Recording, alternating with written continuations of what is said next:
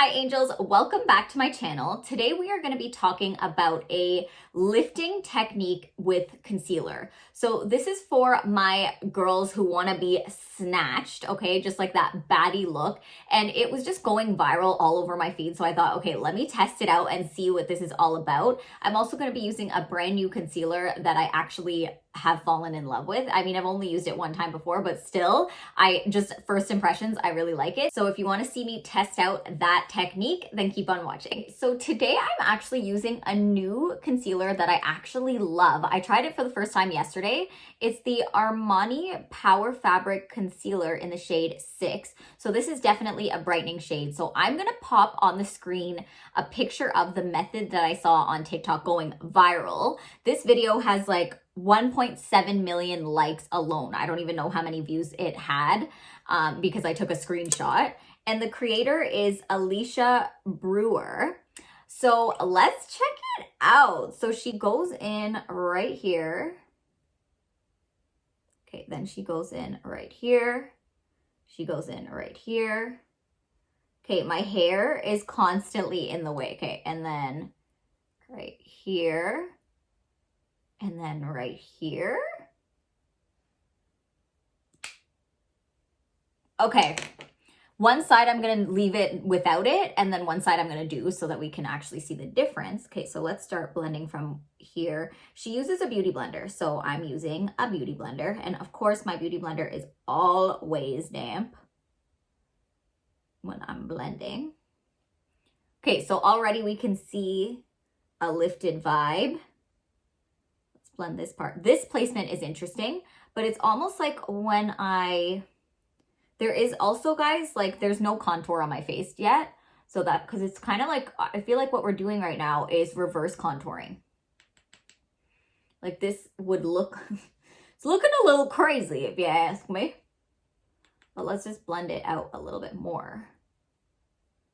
I see the lift. I actually do.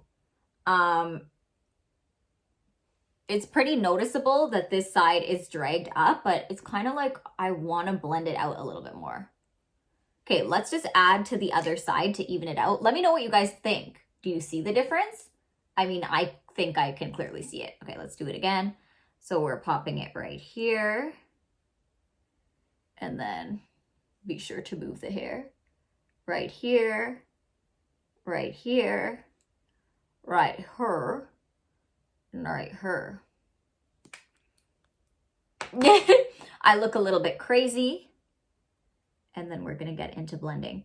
So I feel like this method is good if you don't want to contour. It's like a reverse contour. So it's kind of highlighting the points that you would normally kind of have contour right beside, but instead you're underlining. And this part is my favorite because it's just like snatching the eye area, and then you can kind of choose the angle that you want to go with as well for it. Let me just blend and diffuse.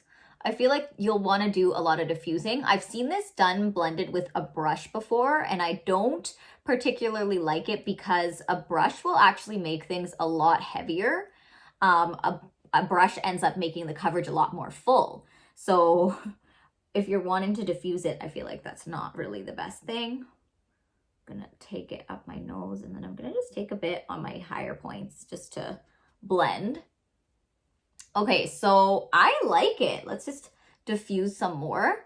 I'm gonna pop on my contour and then we'll really see a gigantic difference. But even without contouring, I feel like you can really see a lot of a lifted difference on my face. I'm just popping back on before I blend, and you'll notice that basically we applied the highlighter in the areas right beside where the contour would be.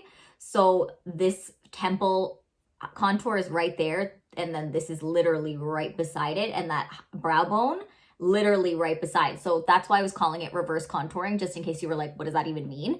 It's basically kind of highlighting beneath where a normal contour would be.